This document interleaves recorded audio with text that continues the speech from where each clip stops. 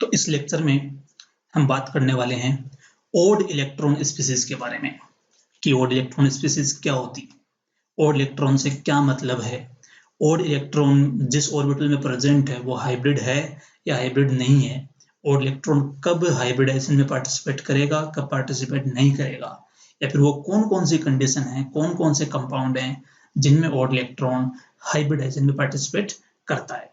तो ये सारी बातें कंप्लीटली विद कॉन्सेप्ट समझने के लिए ये वीडियो एंड तक देखें। बीच में वीडियो छोड़ने से आप पूरी चीजें नहीं समझ पाएंगे, इसलिए वीडियो के लास्ट तक जुड़े रहें। तो चलिए स्टार्ट करते हैं। एक एग्जांपल लेते हैं कि मान लीजिए अपने पास एक स्पीसीज है जिसमें ए सेंट्रल एटम है और कुछ साइड एटम लगे हुए हैं। मान लीजिए बी यहाँ पर साइड एटम है, तो एक AB3 नाम से कंपाउंड है। अगर इसमें यहाँ पर सेंट्रल एटम पर इसके पास अगर एक अनपेयर्ड इलेक्ट्रॉन हो, हम यहाँ पर बात कर रहे हैं सेंट्रल एटम पर प्रेजेंट अनपेयर्ड इलेक्ट्रॉन की, तो ये जो अनपेयर्ड इलेक्ट्रॉन होता है, इस अनपेयर्ड इलेक्ट्रॉन को तो हम बोलते हैं ओड इलेक्ट्रॉन। और ऐसी जो स्पीसीज होती हैं उन स्पीसीज का नाम होता है ओड इलेक्ट्रॉन स्पीसीज। मतलब आप यहां से ऐसे समझ सकते हो कि जिन स्पीसीज में एटम पर अनपेयर्ड इलेक्ट्रॉन प्रेजेंट हो, अनपेयर्ड इलेक्ट्रॉन बोल दो आप या आप इसको ओड इलेक्ट्रॉन बोल दो, तो ऐसी स्पीसीज को हम बोलते हैं ओड इलेक्ट्रॉन स्पीसीज। यहां तक क्लियर है सबको? अब नेक्स्ट हम बात करते हैं कि क्या किसी सेंट्रल मेटल पर या क्या किसी सेंट्रल एटम पर एक ही ओड इलेक्ट्रॉन होगा, क्या किसी पर दो ओड इलेक्ट्रॉन भी हो सकते हैं? तो समझिए, अपने पास कुछ कंपाउंड ऐसे होते हैं जिन कंपाउंड्स में सेंट्रल एटम पर केवल एक ही ओड इलेक्ट्रॉन होता है। इसके लिए अगर मैं एग्जांपल की बात करूं तो आप एग्जांपल देख सकते हैं NO2 का एग्जांपल। NO2 में जो नाइट्रोजन है, आप जानते हैं कि नाइट्रोजन के वैलेंस सेल में 5 इलेक्ट्रॉन होते हैं। तो 5 इलेक्ट्रॉन में से एक ऑक्सीजन होता है डबल बॉन्डेड, एक लोन पेयर का जो कोऑर्डिनेट बॉन्ड है वो ऑक्सीजन के पास जाता है, तो इस तरीके से कोऑर्डिनेट बॉन्ड होता है। तो नाइट्रोजन के पास टोटल 5 इलेक्ट्रॉन थे, उसमें से 2 तो डबल बॉन्ड बनाने में काम आ गए, एक इसने ऑक्सीजन के साथ, एक लोन पेयर इसने ऑक्सीजन के साथ कोऑर्डिनेट बॉन्ड बनाने में काम ले लिया, तो इसके पास इलेक्ट्रॉन बचा एक, और वो एक इलेक्ट्रॉन नाइट्रोजन पे प्रेजेंट होता है। तो इस सिंगल इलेक्ट्रॉन को हम बोल देंगे अनपेयर्ड इलेक्ट्रॉन और ओड इलेक्ट्रॉन, और जो ऐसी स्पीसीज हैं इनको हम बोल देंगे ओड इलेक्ट्रॉन स्पीसीज। तो आप इसको ऐसे कह सकते हो कि NO2 एक ऐसी स्पीसीज है जिसपे नाइट्रोजन के ऊपर एक ओड इलेक्ट्रॉन है। अब हम बात करते हैं कुछ ऐसे एग्जांपल्स के बारे में जिसमें एटम पर 2 ओड इलेक्ट्रॉन भी हो सकते हैं। देखिए, आपने एक एग्जांपल सुना होगा कार्बिन। कार्बिन जो होती है वो 2 टाइप की होती हैं, एक होती है सिंगलेट कार्बिन और एक होती है ट्रिपलेट कार्बिन।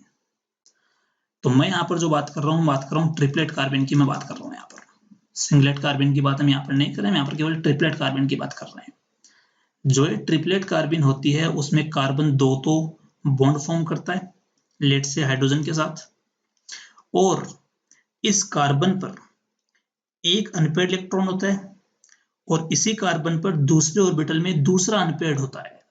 यहाँ पर कार्बन पे 2 इलेक्ट्रॉन्स हैं, दोनों के दोनों अनपेयर्ड हैं और दोनों अलग अलग ऑर्बिटल्स में प्रेजेंट है।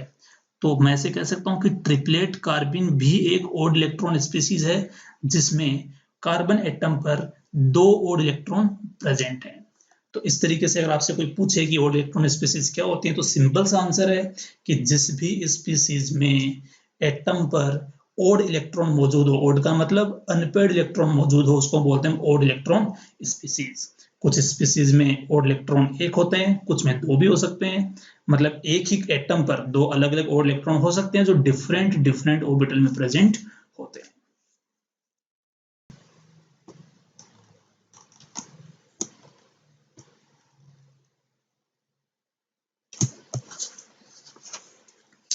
अब हम बात करते हैं कि ओड इलेक्ट्रॉन स्पीसीज में हाइब्रिडाइजेशन कैसे पता लगाना है। तो चलिए पहला एग्जांपल लेते हैं, CH3। सबसे पहले पता लगाते हैं कि CH3 ओड इलेक्ट्रॉन स्पीसीज है या नहीं है।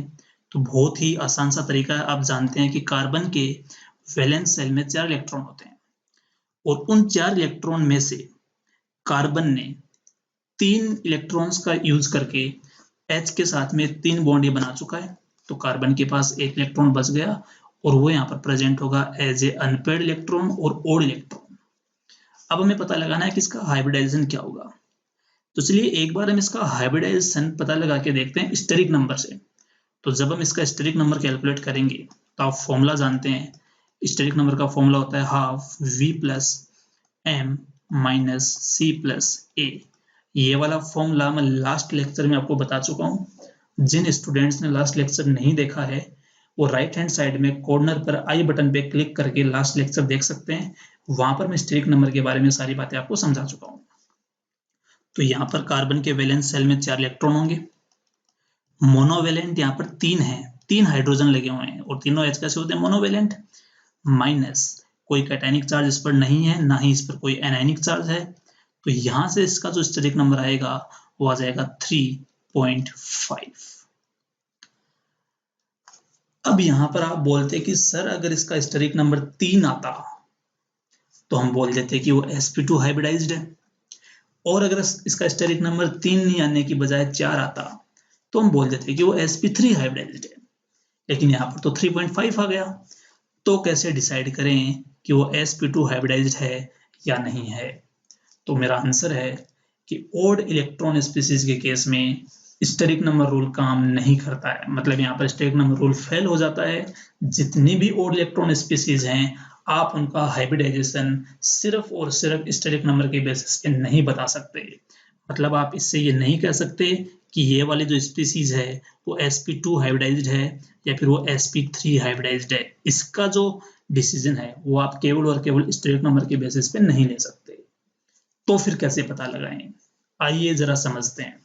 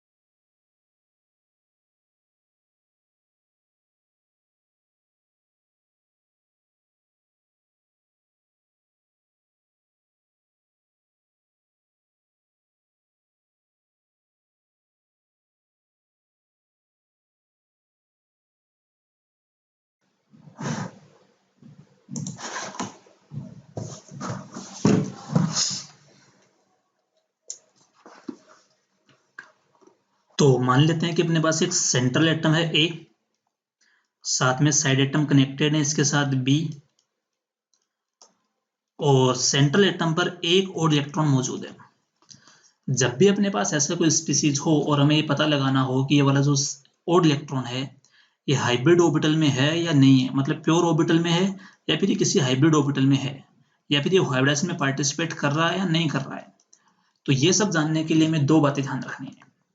पहला हमें सबसे पहले ये पता लगाना है कि जो साइड एटम कनेक्टेड है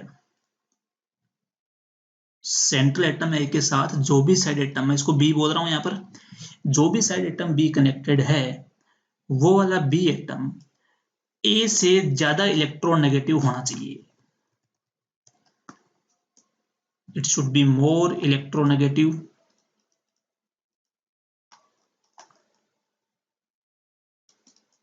देन ए। ए से ज्यादा इलेक्ट्रोनेगेटिव होना चाहिए, पहली शर्त इसकी ये होती है। दूसरी बात आपको ध्यान क्या रखनी है कि जो आपका ए है उस ए के ऊपर उस ओड इलेक्ट्रॉन के अलावा कोई भी लोन पेयर प्रेजेंट नहीं होना चाहिए। तो no lone pair should be present on A बोल लो या सेंट्रल एटम बोल लो, तो सेंट्रल एटम पर कोई भी लोन पेयर नहीं होना चाहिए।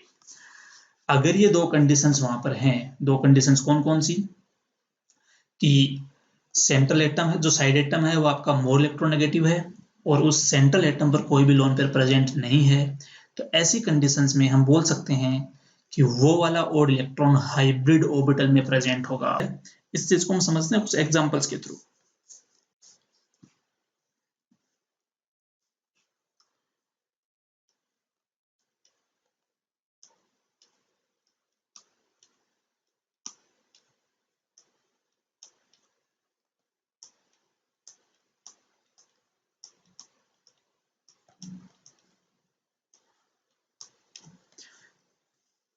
अपने पास ये दो एग्जांपल है।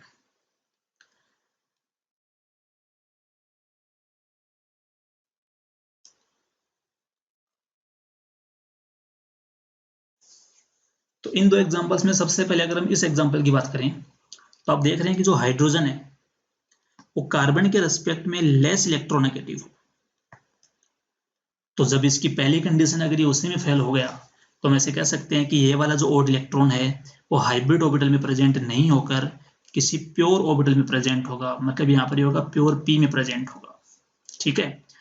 और ये वाला जो कार्बन है, इस कार्बन का हाइब्रिडाइजेशन यहाँ पर क्या बन जाएगा, sp2। sp2 कैसे आया, क्योंकि एक सिग्मा बॉन्ड ये रहा, दूसरा सिग्मा बॉन्ड ये, तीसरा सिग्मा बॉन्ड ये, इसके पास में कितने सिग्मा बॉन्ड है, 3 सिग्मा, कोई लोन पेयर है नहीं, 3 सिग्मा प्लस 0 लोन पेयर, तो यहाँ पर ये क्या बन जाएगा, sp2 हाइब्रिडाइज्ड। और यहाँ पर जो ओड इलेक्ट्रॉन है प्रेजेंट है प्योर पी में। ठीक है।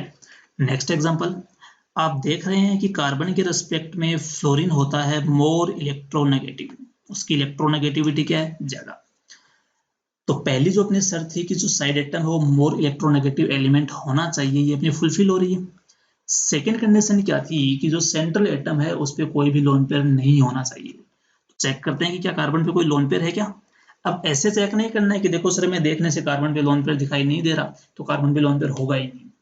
कई बार हिडन लोन पेयर भी होते हैं, एग्जाम में आपको साफ साफ दिखाई नहीं देते हैं। तो इसलिए हर एक सवाल में आपको पहले पता करना है कि कहीं सेंट्रल एटम पर कोई लोन पेयर तो नहीं है।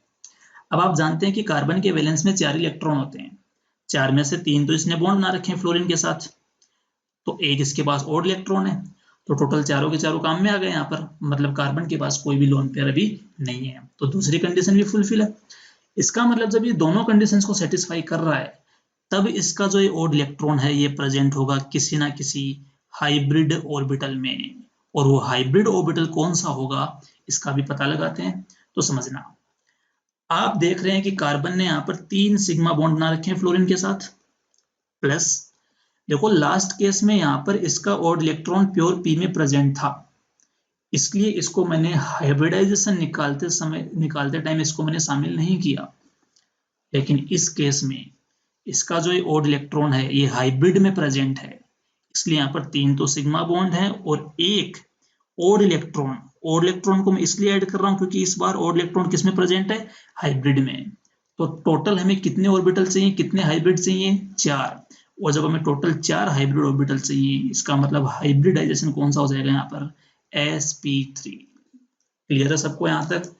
तो आप यहाँ से देख सकते हैं कि जो CH3 रेडिकल है, जो CH3 रेडिकल होता है उसमें कार्बन होता है sp2 हाइब्रिडाइज्ड, वहीं पर जो CF3 रेडिकल होता है उसका कार्बन क्या होता है, sp3 हाइब्रिडाइज्ड। अब इसमें अगर आप एक बार CF3 और CH3 और जो CF3 है, जब आप इनके स्टेरिक नंबर कैलकुलेट करोगे तो आपको पता चलेगा कि दोनों के ही स्टेरिक नंबर कितने आ रहे हैं, 3.5। लेकिन जो CH3 है उसमें हाइब्रिडाइजेशन कौन सा होता है, sp2। जो CF3 है उसका हाइब्रिडाइजेशन कौन सा है, sp3। तो मैं ऐसे कह सकता हूं कि जो स्टेरिक नंबर रूल होता है वो ओड इलेक्ट्रॉन स्पीसीज में काम नहीं करता। स्टेरिक नंबर के बेसिस पे आप ओड इलेक्ट्रॉन स्पीसीज में हाइब्रिडाइजेशन नहीं बता सकते। क्लियर है यहां तक। Next example is NO2। तो NO2 में नाइट्रोजन डबल बॉन्ड से कनेक्टेड है, यहाँ पर सिंगल बॉन्ड है और इस पर एक ओड इलेक्ट्रॉन है। चलिए एक एक कंडीशन चेक करते हैं। यहाँ पर जो नाइट्रोजन के साथ में कनेक्टेड ऑक्सीजन है क्या ये वाला ऑक्सीजन मोर इलेक्ट्रोनेगेटिव है as compare to nitrogen? Yes, oxygen की इलेक्ट्रोनेगेटिविटी नाइट्रोजन से ज्यादा होती है। सेकेंड कंडीशन हमें चेक करना है कि क्या इस नाइट्रोजन पर यहां पर कोई लोन पेयर प्रेजेंट है। तो ये हमें पता चलेगा कि इसके सेंट्रल एटम पर कितने वैलेंस इलेक्ट्रॉन्स हैं उससे।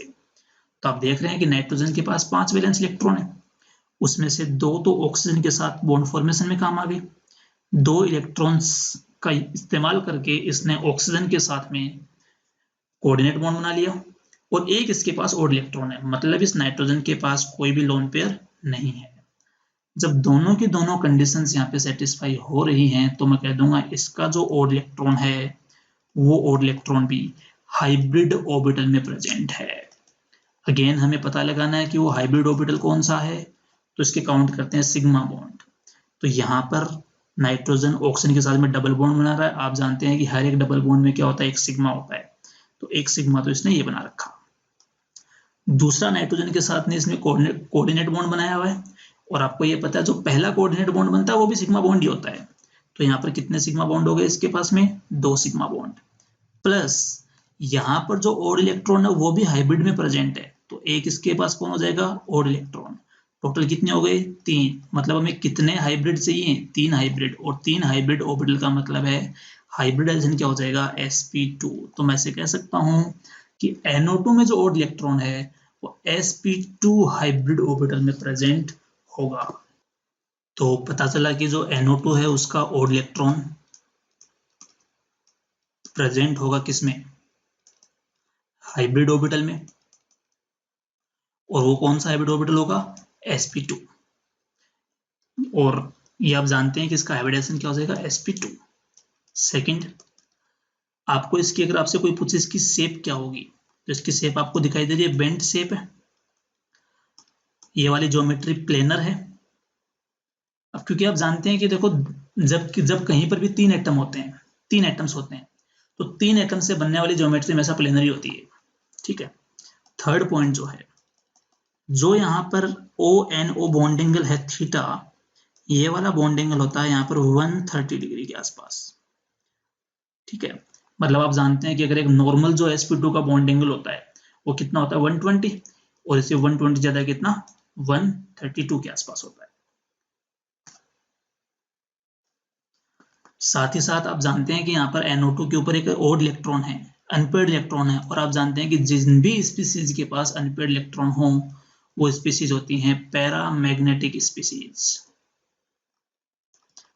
आप ऐसे कह सकते हो कि अगर इसके पास अनपेयर्ड इलेक्ट्रॉन है तो अनपेयर्ड इलेक्ट्रॉन जहां होता है वो स्पीसीज कलर्ड होती है। तो NO2 भी एक ब्राउन कलर्ड गैस है, इसका कलर ब्राउन होता है, ब्राउन कलर होता है इसका रूम टेम्परेचर पर। नेक्स्ट, इसका अगर मैं बात करूं बॉन्ड ऑर्डर की, इसका बॉन्ड ऑर्डर कितना है, तो बॉन्ड ऑर्डर कैलकुलेट करना तो आप एक चीज नोटिस कर सकते हो, नाइट्रोजन और ऑक्सीजन के बीच में यहां पर एक डबल बॉन्ड बना हुआ है, एक कोऑर्डिनेट बॉन्ड है। कोऑर्डिनेट बॉन्ड को हम इस तरीके से लिख सकते हैं, यहाँ पे प्लस माइनस लिख सकते हैं।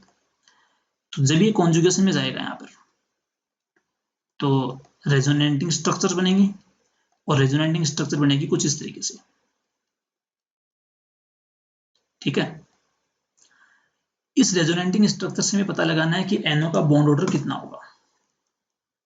तो देखिए, जब आप इसका रेजोनेंस हाइब्रिड बनाओगे तो कुछ इस तरीके से दिखने वाला है, नाइट्रोजन ऑक्सीजन, नाइट्रोजन पे प्लस चार्ज है यहाँ पर, इसमें इस केस में नेगेटिव चार्ज है, यहाँ नेगेटिव चार्ज नहीं है, तो मैं इसको डेल्टा माइनस कह सकता हूँ, और यहाँ पे भी क्या जाएगा, डेल्टा माइनस, और ये बन जाएगा यहाँ पर पार्शियल पाई बॉन्ड।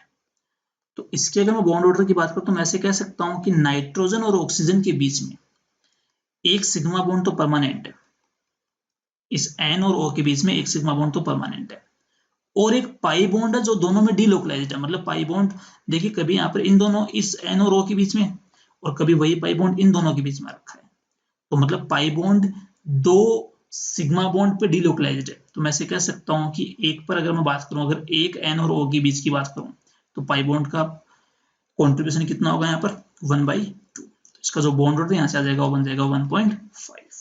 तो ये होता है NO2 में N और O का बॉन्ड ऑर्डर। नेक्स्ट अगर हम 6th पॉइंट की बात करें तो जो NO2 है उस NO2 का अगर मैं डाइपोल मोमेंट देखना चाहूँ तो NO2 की बेंट शेप होती है, और अगर इसकी शेप बेंट है तो इसका जो रिजल्टेंट डाइपोल मोमेंट है वो नॉन जीरो होगा।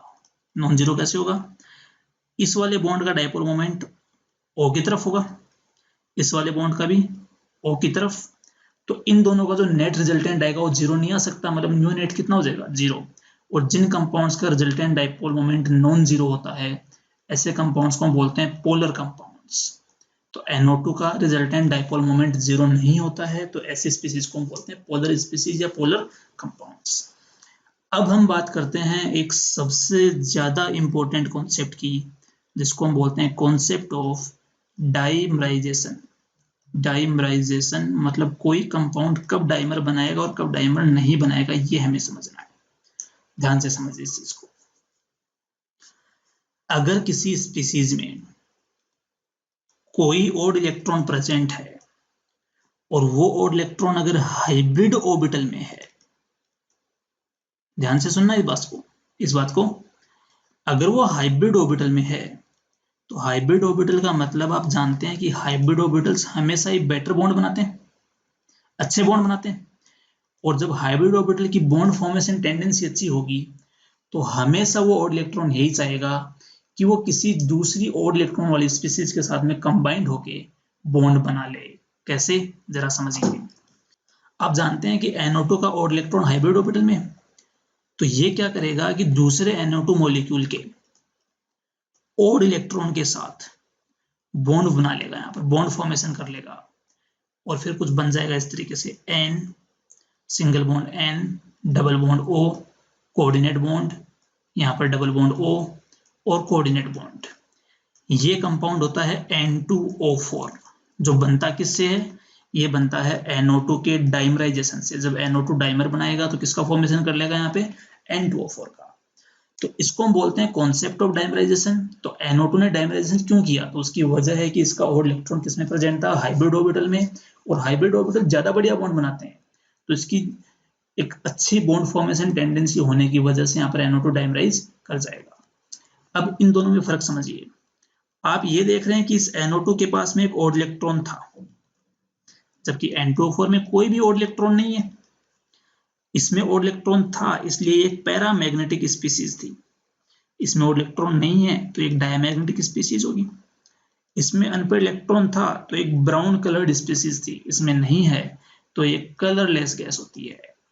इसलिए बोलते हैं कि NO2 जब भी डाइमराइज होती है तो एक ब्राउन कलर्ड गैस से एक कलरलेस गैस N2O4 में कन्वर्ट हो जाती है। अब हम बात करते हैं ऐसे ही कुछ और एग्जांपल्स की, जिसमें हम देखेंगे कब डाइमराइज होगा, कब डाइमराइज नहीं होगा। तो बात करते हैं हम यहाँ पर दो एग्जांपल्स की, ClO2 और ClO3। ClO2 की अगर हम बात करें तो जो क्लोरीन है, इसने यहाँ पर दो डबल बॉन्ड बना रखे हैं ऑक्सीजन के साथ। क्लोरीन के वैलेंस शेल में टोटल 7 इलेक्ट्रॉन होते हैं। 7 में से 4 इलेक्ट्रॉन्स का इस्तेमाल करके इसने 2 ऑक्सीजन के साथ 4 बॉन्ड बना रखे हैं। बच गए इसके पास में 3 इलेक्ट्रॉन। तो 3 में से एक तो रहेगा इसके पास ओड इलेक्ट्रॉन की फॉर्म में, और 2 रहेंगे इसके पास लोन पेयर की फॉर्म में। ऐसे अगर मैं ClO3 की बात करूं तो ClO3 में क्लोरीन ने ऑक्सीजन के साथ 3 डबल बॉन्ड बनाए हुए हैं। वही क्लोरीन के वैलेंस में कितने 7 इलेक्ट्रॉन होते हैं, जिसमें से 3 ने डबल बॉन्ड बना चुका है। एक इलेक्ट्रॉन बचेगा तो वो रहेगा इसके पास ओड इलेक्ट्रॉन की फॉर्म में।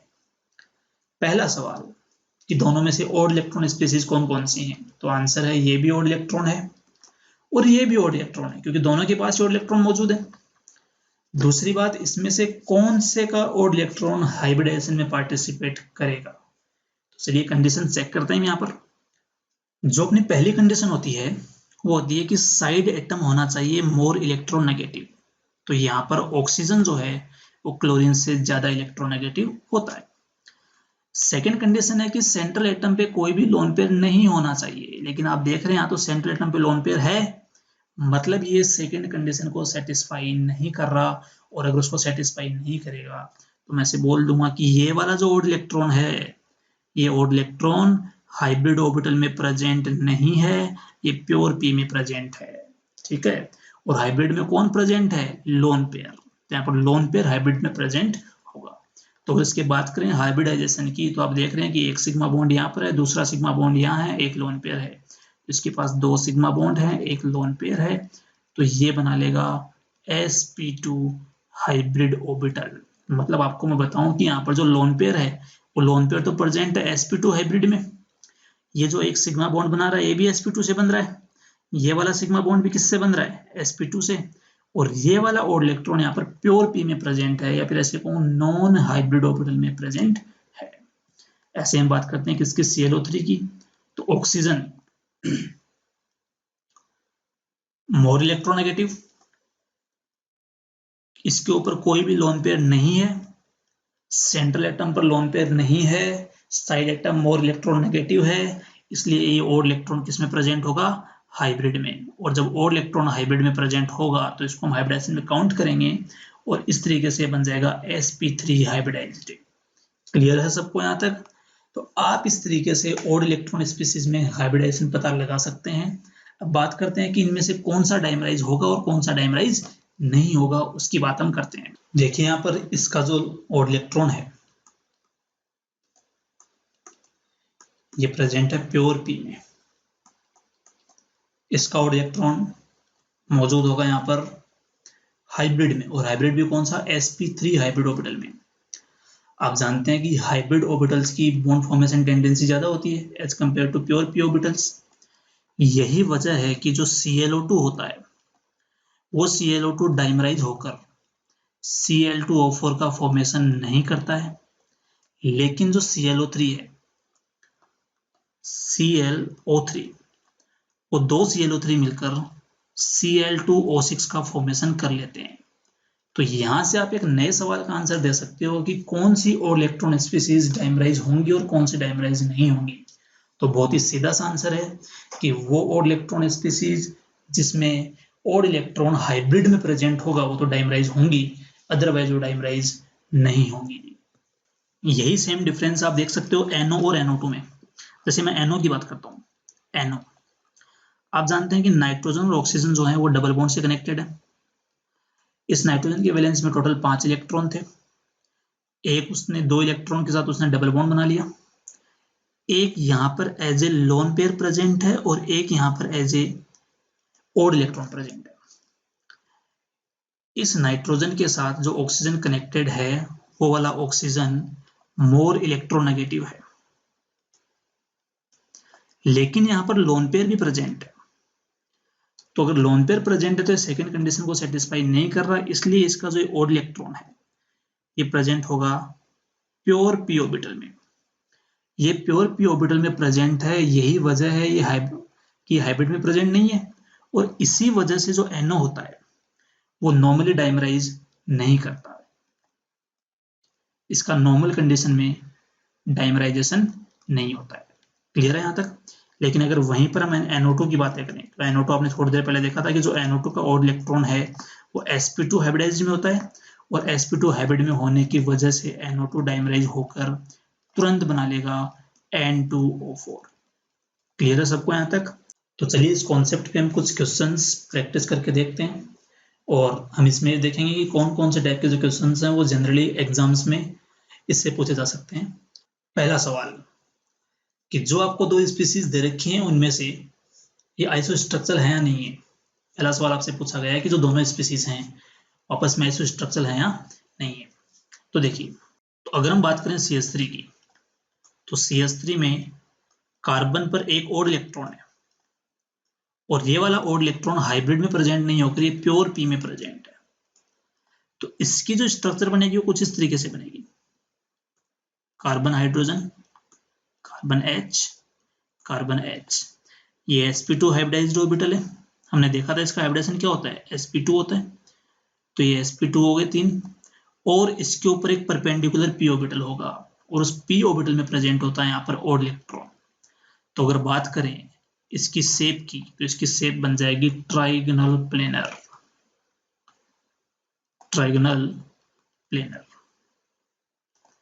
अगर हम बात करते हैं CH3+ की, CH3+, तो CH3+ में आप देख रहे हैं कि कार्बन जो होता है उसके वैलेंस शेल में टोटल 4 इलेक्ट्रॉन होते हैं, 4 में से 3 तो H के साथ बॉन्ड बना चुका है, ठीक है, और एक उस पर पॉजिटिव चार्ज है, मतलब एक इलेक्ट्रॉन उसने रिलीज कर दिया, तो इसके पास तो कोई और इलेक्ट्रॉन ही नहीं है। और जिसके पास कोई और इलेक्ट्रॉन नहीं हो उसका हाइब्रिडाइजेशन हम पता लगा सकते हैं किससे, स्टेरिक नंबर रूल से। तो इसका स्टेरिक नंबर जब आप कैलकुलेट करोगे तो आपको पता चलेगा इसके वैलेंस शेल में 4 इलेक्ट्रॉन थे, उसके साथ में 3 मोनोवेलेंट अटैच्ड है, एक कैटायनिक चार्ज है और एनायनिक चार्ज 0। तो इसका स्टेरिक नंबर यहाँ से कितना आ जाएगा, 3 का मतलब क्या हो जाएगा, sp2 हाइब्रिडाइज्ड। और आप जानते हैं कि जो भी स्पीसीज sp2 हाइब्रिडाइज्ड होती हैं उनकी स्ट्रक्चर कैसी होती है, ट्राइगोनल प्लेनर। तो आप यहाँ से कह सकते हो कि दोनों की जो स्ट्रक्चर है वो सेम है, मतलब दोनों आपस में कैसे होंगे, आइसो स्ट्रक्चर। क्लियर है यहाँ तक? नेक्स्ट क्वेश्चन देखते हैं, अगला सवाल देखते हैं। अगले सवाल में हमसे पूछा गया है कि क्या CF3 और CF3+ आइसो स्ट्रक्चर है या नहीं है, ये हमें बताना है। तो अभी भी हमने देखा था CF3 में एक ऑड इलेक्ट्रॉन होता है और साइड एटम मोर इलेक्ट्रोनेगेटिव है, सेंट्रल पे कोई लोन पेयर नहीं है, मतलब ऑड इलेक्ट्रॉन किसमें होगा, sp3 हाइब्रिड ऑर्बिटल में। और अगर ये sp3 हाइब्रिड में है तो आप देख रहे होंगे कि इसकी जो ज्योमेट्री बन जाएगी वो ज्योमेट्री बन जाएगी इस बार ट्राइगोनल पिरामिडल। आपको इतना पता होगा कि जब भी हम शेप चेक करते हैं तो ऑड इलेक्ट्रॉन या लोन पेयर को नहीं देखते हैं, शेप में केवल और केवल हम एटम्स की पोजीशन देखते हैं। तो आप ऐसे देख सकते हो कि यहाँ पर ये एक ट्राइगोनल प्लेनर ज्योमेट्री बन रही है, सॉरी ट्राइगोनल पिरामिडल ज्योमेट्री। तो यहाँ पर एक ट्राइगोनल पिरामिडल शेप बन रही है। वहीं पर अगर मैं बात करता हूँ CF3+ की, तो CF3+ का जब आप स्टेरिक नंबर कैलकुलेट करेंगे तो यहाँ पर इसका स्टेरिक नंबर आएगा 3। तो ये क्या बन जाएगा यहाँ पर sp2, और sp2 की जो शेप होती है वो शेप होती है ट्राइगोनल पिरामिडल नहीं होती है, ट्राइगोनल प्लेनर होती है। तो आप यहाँ पर देख रहे हैं कि दोनों की शेप डिफरेंट है, एक ट्राइगोनल पिरामिडल है, एक ट्राइगोनल प्लेनर है। तो आप ऐसे कह सकते हो कि ये वाले दोनों आइसो स्ट्रक्चर नहीं होंगे। Next example, CS3+ and CF3+, ये तो दोनों ओड इलेक्ट्रॉन ही नहीं है। अरे भाई जब आप चेक करोगे तो आपको पता चलेगा कि इनमें तो कोई ओड इलेक्ट्रॉन ही नहीं है, तो आप इनको सिंपली स्टेरिक नंबर से पता लगा सकते हो। और आप कैलकुलेट कर लेना, दोनों का स्टेरिक नंबर कितना आएगा, 3, मतलब दोनों ही क्या होंगे, sp2। और जब दोनों ही sp2 होंगे दोनों की शेप क्या होगी, सेम। तो ये आपस में क्या होंगे, आइसो स्ट्रक्चर। तो यहां से हमने एक इंपॉर्टेंट कॉन्सेप्ट सीखा है ओड इलेक्ट्रॉन स्पीसीज के बारे में। तो इस लेक्चर में हमने एक बहुत ही इंपॉर्टेंट कॉन्सेप्ट सीखा है ओड इलेक्ट्रॉन स्पीसीज के बारे में, कि ओड इलेक्ट्रॉन स्पीसीज क्या होती हैं, उनको कैसे चेक करना है, उसमें हाइब्रिडाइजेशन कब होगा कब नहीं होगा, और हाइब्रिडाइजेशन होगा तो कौन से केस में डाइमराइजेशन होता है और कौन से केस में डाइमराइजेशन नहीं होता है। साथ साथ इस पे कौन कौन से सवाल आपसे पूछे जा सकते हैं, ये सारी बातें हमने इस लेक्चर में कवर की है। अगर आपको ये वीडियो पसंद आया तो इसको लाइक करें, साथ ही जो भी आपके फ्रेंड्स जेई, नीट या जेम की प्रिपरेशन कर रहे हैं या फिर वो 11th या 12th में पढ़ रहे हैं, उनके साथ इस वीडियो को शेयर करें और इस चैनल को सब्सक्राइब करें।